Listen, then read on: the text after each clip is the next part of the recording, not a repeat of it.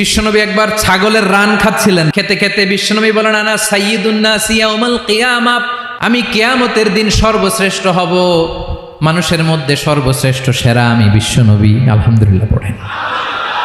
বিশ্বনবী বলেন, সেদিনটা বড্ড ভয়ঙ্কর, সেদিন কেউ কারো কোনো উপকারে আসবে না, বন্ধু বন্ধুর কাজে আসবে না, স্ত্রী স্বামীর উপকারে আসবে না, স্বামী স্ত্রীর উপকারে আসবে না, পীর সাহেব মুরিদরে বাঁচাতে পারবে না, মুরিদ পীর সাহেবরে বাঁচাতে পারবে না, নেতা কর্মীর পরিচয় দিবে না, কর্মী নেতার পরিচয় দিবে না, ভাই বোনকে চিনবে না, বোন ভাইকে চিনবে না, বাবা তার সন্তানকে চিনবে না, মেয়েকে দেখে মা দৌড়ে দৌড়ে পালাবে।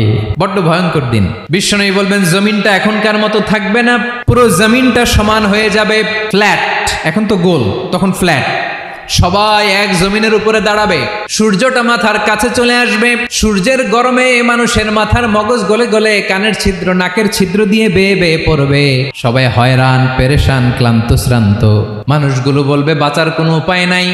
50,000 বছর মানুষ এরকম দৌড়াবে, চিৎকার করবে, কাঁদবে, বাঁচার কোনো উপায় নাই। সবাই বলবে, আহ, আল্লাহ যদি বিচারটা শুরু করতো, যা হবার হবে, আগে বিচার শুরু করুক।